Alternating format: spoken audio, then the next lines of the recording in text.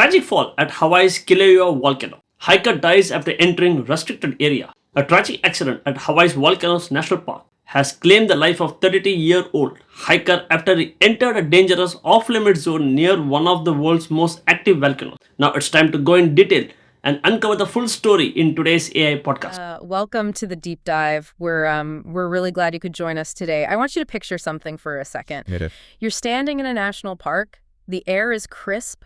The views are absolutely breathtaking, and there's this profound, almost spiritual serenity all around you. Yeah, it really does feel like the ultimate escape into nature when you're out there. Exactly. It feels perfectly peaceful, but just beneath your hiking boots, hidden completely from view, is a churning, volatile, and highly lethal mechanical engine. An active volcanic landscape. Right. Today, we're not just looking at a news report of a tragic accident at Hawaii Volcanoes National Park. Our mission for this deep dive is to unpack the deeply deceptive nature of the Kīlauea caldera. It's a really important topic. It is. We're taking a stack of recent reports from the National Park Service and the United States Geological Survey to understand why restricted zones exist in the first place and the unseen geological realities that make them so unforgivingly deadly. It's critical, really, and it requires us to look beyond the surface level of a typical warning sign. We're going to examine the stark difference between what our eyes tell us is a solid, safe landscape and what the geological science actually tells us. Which is that it's a fragile crust, right? Precisely. A fragile crust constantly being reshaped by the immense subterranean forces. The goal here is to understand the actual mechanics behind the landscape's unpredictability so that you can truly appreciate the immense power and hidden hazards of this environment. So let's look at the timeline of a recent fatal descent, because the details here really highlight that disconnect between perception and reality. They really do. On February 26th, a 33-year-old man bypassed clearly marked safety restrictions to enter a closed section on the eastern side of the Kīlauea caldera. And it's important to note this is a resident of Hawaii. Yes, exactly. Not an out-of-town tourist unfamiliar with the area. The National Park Service noted that the specific region is notorious for its extremely dangerous landscape, citing unstable cliffs and hidden volcanic cracks. What's fascinating here is how the terminology we use in these reports, words like unstable cliffs, doesn't always capture the reality of a caldera environment for the average person. Yeah, so? Well, when you hear the word cliff, your mind probably goes to solid granite or limestone, something structurally sound that you might even anchor a climbing rope to. Right, something solid. But in a volcanic caldera, an unstable cliff is often a highly brittle accumulation of volcanic rock and ash. It's an environment that's being continuously chemically weakened. Chemically weakened, like by the gases. Yes, exactly. Volcanic vents release sulfur dioxide, which mixes with ambient moisture to form sulfuric acid. That acid literally eats away at the silica in the basaltic rock over time. Wow. So it turns what looks like solid stone into a crumbling clay-like facade. Just rotting from the inside out. Knowing that the very chemistry of the rock is actively deteriorating makes the subsequent rescue operation even more harrowing. Yeah. Because when this individual went missing in that restricted zone, it triggered a massive overnight search operation. Emergency crews were out there in the dark trying to navigate this rugged, steep, and completely unpredictable terrain. Pitch black conditions. Yeah, where the volcanic rock actually absorbs light, destroying your depth perception in an area where one wrong step could mean a sheer drop into a chemically compromised void. The logistics of an overnight search in that specific terrain are a total nightmare. Search and rescue teams are forced to comb through these steep, highly unstable areas, knowing full well that the ground beneath their own boots hasn't been surveyed for structural integrity. And they're carrying heavy gear, right? Heavy gear, setting up rigging systems in the dark, and relying on thermal imaging or headlamps in an environment that's actively hostile to human presence. The landscape itself poses a continuous, lethal threat to the rescuers. And despite all those overwhelming challenges, the teams pushed through the night. The following day, on February 27th, search and rescue personnel finally located him in an extremely difficult-to-reach area. They had to coordinate a helicopter to airlift him out of the caldera. Right. They flew him 22 miles away to Hilo Benioff Medical Center. But tragically, the doctors pronounced him dead shortly after he arrived. It's incredibly sad. It's a sobering outcome that reveals a really concerning disconnect between how humans perceive danger and what the geology is actually doing. There's a persistent psychological trap at play here. particularly for locals or frequent visitors. The familiarity aspect. Exactly. There's an assumption that if you've grown up around this landscape and feel familiar with it, you're somehow inoculated against its dangers. Like you know the rules of the mountain. Right.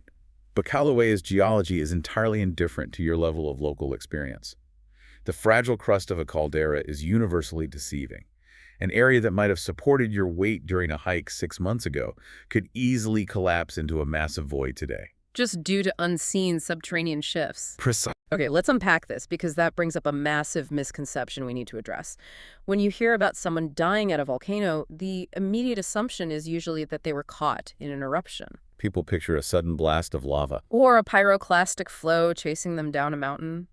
But officials confirmed that Kīlauea volcano was not actively erupting during this incident. The United States Geological Survey monitors this volcano around the clock, and their data provides a really clear timeline. Kīlauea's last eruption prior to this incident occurred at exactly 11:38 p.m. Hawaii Standard Time on February 15, 2026. So at the time of the fatal accident on February 26th, The volcano had been technically quiet for over 10 days. No flowing lava, no spectacular nighttime glow. to understand why that 10-day quiet is a complete illusion, we have to look at the broader pattern of activity the USGS has been tracking. This volcano has been experiencing a series of intermittent eruptions since December 23, 2024. And the rhythm of these eruptions is highly specific. Very specific. The actual eruptive episodes are short, violent bursts that typically last less than 12 hours. But those short bursts are followed by these deceptive quiet periods that can extend for more than 2 weeks at a time. When a volcano isn't actively spewing lava, human beings naturally tend to perceive it as dormant and therefore safe. Out of sight, out of mind. It's a classic case of normalcy bias. Our brains rely heavily on visual cues to assess environmental threats. If we don't see fire or glowing rock, we assume the threat has passed. But the Hawaiian Volcano Observatory currently has Kīlauea at an orange alert level. Which indicates heightened volcanic activity. A dormant-looking volcano is still a violently active mechanical system. The magma chamber below is shifting, gases are venting, and the internal pressures are constantly undermining the surface crust. In fact, experts are predicting that the next eruption could happen any day now. They're specifically targeting a window between March 10th and March 15th. That creates a really dangerous scenario for visitors. You walk up to the edge of the caldera, you see cold, dark rock. The air seems relatively clear, and your brain tells you it's perfectly safe to step past the warning sign to get a closer look. The cruel irony of volcanology is that the cooling phase is often when the rock becomes the most physically unstable. Wait, really? The cooling phase? Yes. As the magma recedes back down the plumbing system of the volcano, the surrounding rock begins to cool. And as it cools, it contracts. Ah, thermal contraction. Exactly. This process of thermal contraction creates massive, hidden stress fractures throughout the rock bed. So a ledge that was structurally sound and held together by thermal expansion yesterday might completely give way today under the exact same weight. Simply because the internal temperature dropped and the rock pulled apart from itself. Yes. The mechanics change entirely without any visual warning. That structural reality makes the broader pattern of human behavior in the park even more alarming. Authorities have highlighted a couple of recent historical precedents that show just how frequently visitors roll the dice with this geology. It happens more than you'd think. Take the incident from June 2025. A 30-year-old man from Boston was hiking near the Byron Ledge Trail. He was out there in the dark without a flashlight, and he ended up falling nearly 30 feet from a steep cliff. A 30-foot fall is roughly equivalent to dropping from the roof of a 3-story building. Which is terrifying. To experience that kind of free fall in the dark, landing on jagged, unpredictable basaltic rock, involves brutal physical forces. The fact that he was rescued with only minor facial injuries is a statistical anomaly. He survived through sheer blind luck. Completely bypassing the typical fatal consequences of a fall in that specific geological setting. Then you contrast that lucky survival with an incredibly brazen incident from December 2025. 2 trespassers were actually caught on a USGS live monitoring camera standing dangerously close to Kīlauea during an active eruption. They were intentionally seeking out the most volatile, unpredictable area of the park while it was actively venting lava. It's insane to think about. It really creates a fascinating spectrum of human risk tolerance versus geological reality. You have the Boston hiker, who makes a series of poor logistical choices. Hiking without illumination on a complex trail takes a massive, potentially lethal fall and somehow walks away. Right.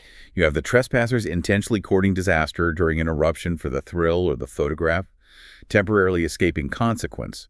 And then you have the recent 33-year-old hiker who simply bypassed a boundary sign during a visually quiet period and lost his life. Visitors consistently gamble against the National Park Service's boundaries because they fundamentally misunderstand what those boundaries represent. Yes. When you look at the Park Service's directives, staying on designated trails, following posted signs, respecting closures, it's easy for a visitor to read them as just bureaucratic red tape. People are used to curated environments. Exactly. Like theme parks or city green spaces where a fence just means keep off the grass or hides a maintenance shed.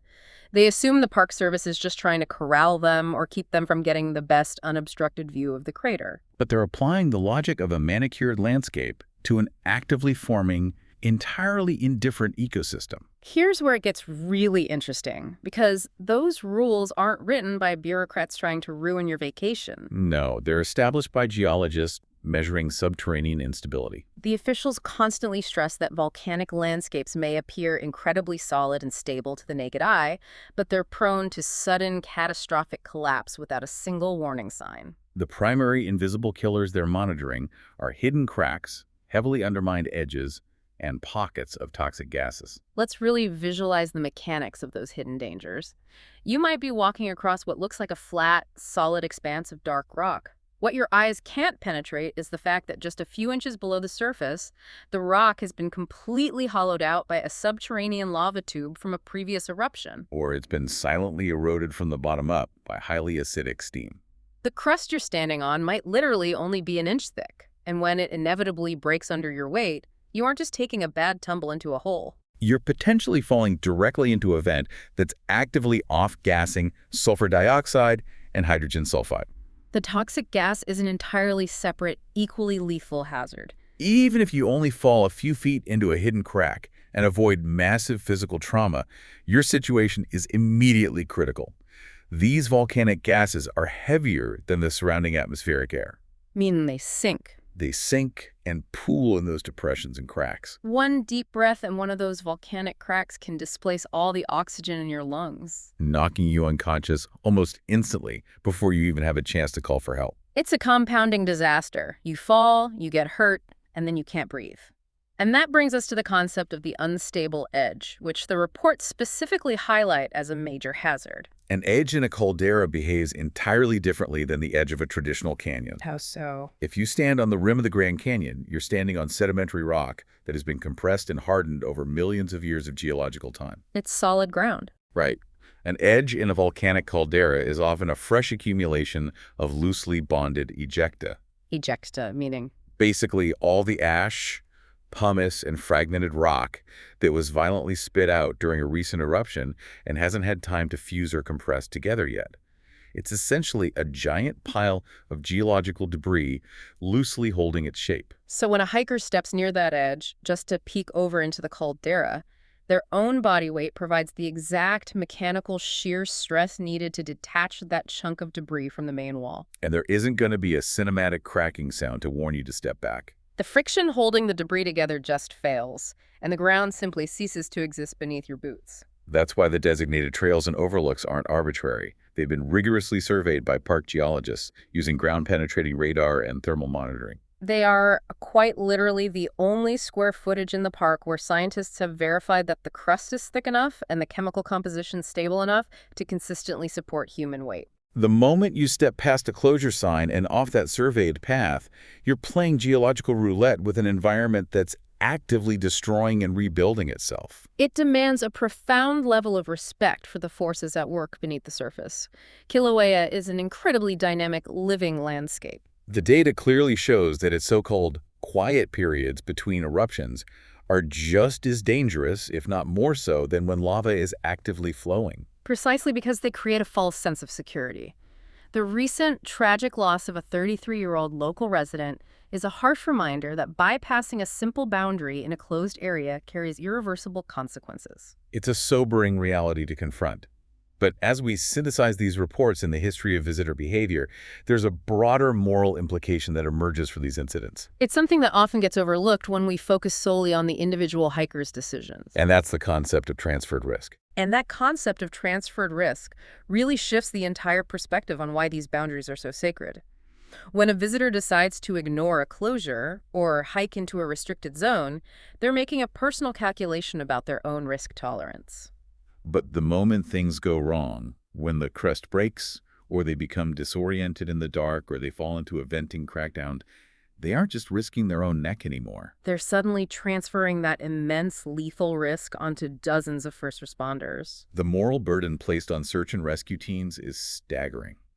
The person who ignored the sign has now initiated an emergency protocol that forces men and women to intentionally walk out onto that exact same fragile crust. And we talked about how bad those conditions are. The rescue teams have to navigate the hidden lava tubes, the loosely bonded edges, and the pooling toxic gases, often in the dead of night, just to bring a lost visitor home. The hiker's personal choice becomes a life-or-death situation for an entire team of people who are obligated to save them. You aren't just gambling with your own safety. You're gambling with the lives of every single rescuer who has to deploy into that hostile environment to find you.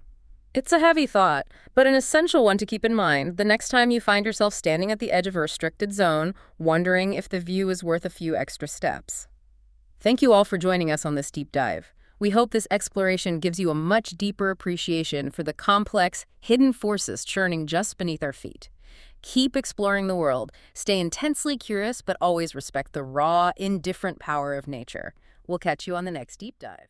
Okay, one question for you. How did a 33-year-old hiker manage to enter the clearly restricted and dangerous area near the Kīlauea Caldera in Hawaii Volcanoes National Park? And what safety measures or enforcement systems failed to stop him before that tragic fall occurred? Don't forget to comment it. Thanks.